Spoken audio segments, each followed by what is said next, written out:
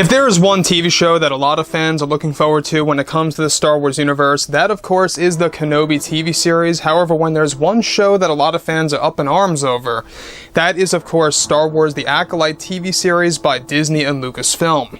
This is Mike Zero. Make sure to subscribe if you are new to the channel for future Star Wars content.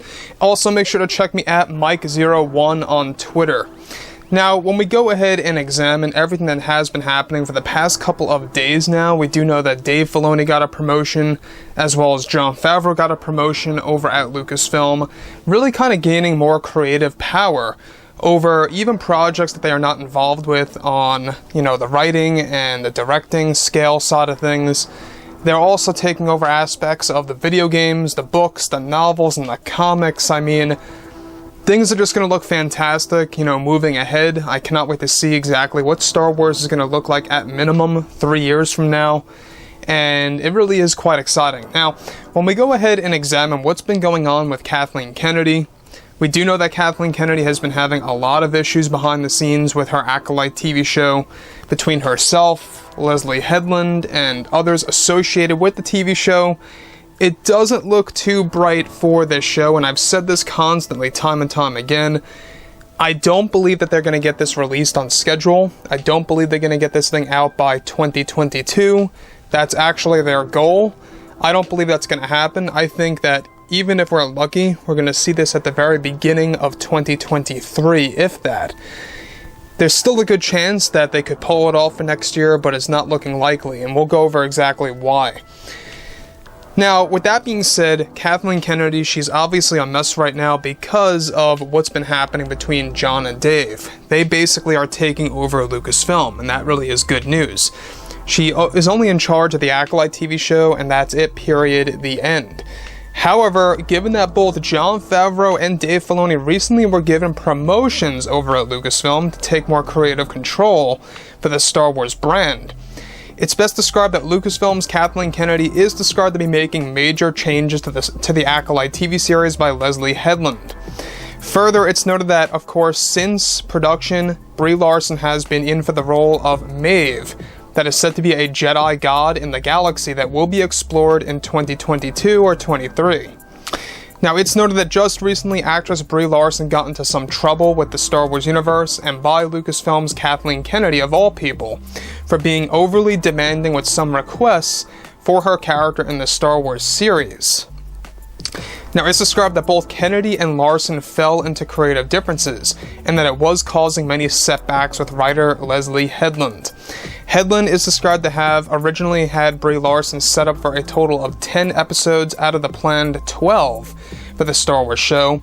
However, due to Brie Larson creating issues with production, Kathleen Kennedy, of all people, recently forced Leslye Headland to actually write her out of multiple episodes of the Acolyte TV series that dwindles her down to around 7 episodes total now for the Acolyte series, and that her character will no longer be the official main character of the show for the Acolyte.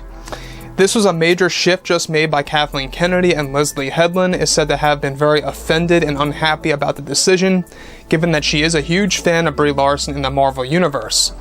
Brie Larson herself is described to be livid over the decision by Kathleen Kennedy as well, and has been trying to convince Disney to reverse this decision.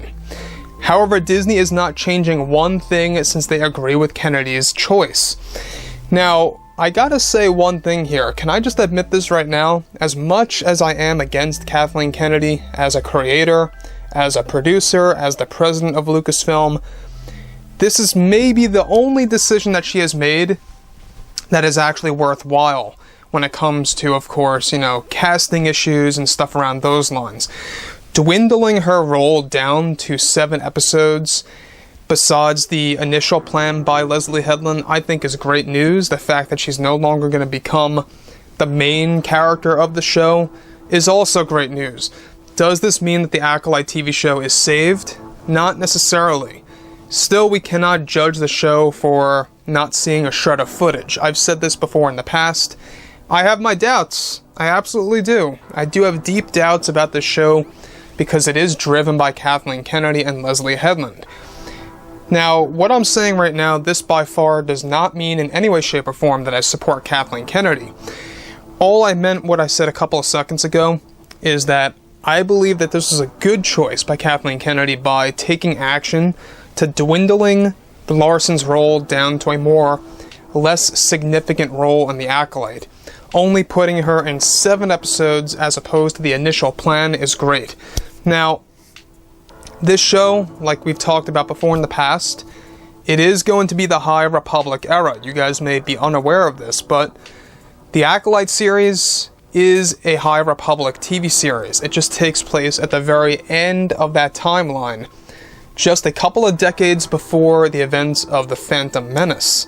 So you're going to see some connections to the prequel trilogy. Even Leslye Headland wants to create retcons to the prequel trilogy to make some major connections between the Acolyte and Episode 1.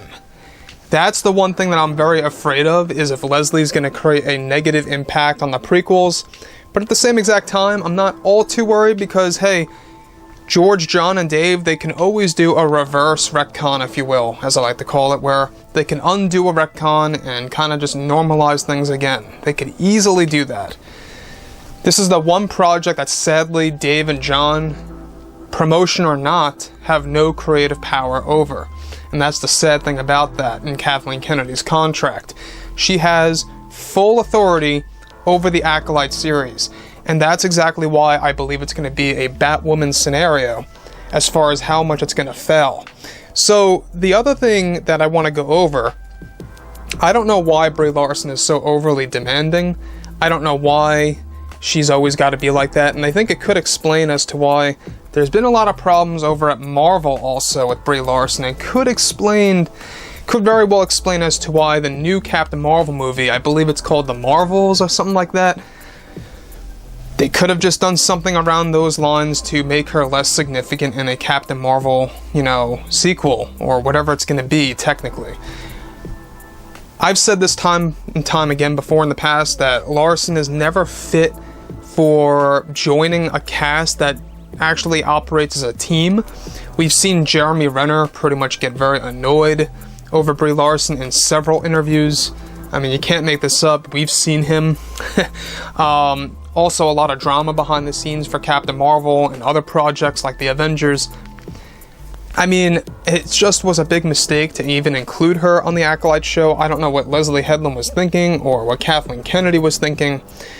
But this, by far, I believe, is at least a little bit of a step for Kathleen Kennedy to at least do something useful at the end of the day, right? But everything related to Brie Larson, I think that they're making her way too overpowered. We've talked about this Jedi God nonsense, how she's going to be basically a created Jedi, a creation of the Jedi gods, the wills, if you will. Alright, not Jedi gods, but gods, deities, if you will, that created her to become a Jedi god, if that makes sense. To me, it just sounds like nonsense. It just sounds like that Kathleen Kennedy is trying to just use the wills to make Brie's character the most strong character in the entire franchise. That's her goal. And obviously, well, she's taking a step back because Larson is very hard to work with, and that actually goes for the same with the cast and the crew for the Marvel Cinematic Universe. So, like I've said before in the past, guys, drop a comment below. Let me know about all of this in the comments, and if you guys did enjoy the content for today, do make sure to drop a thumbs up on this video to support the channel. I thank you all so very much for the kind support, and I'll catch you guys next time.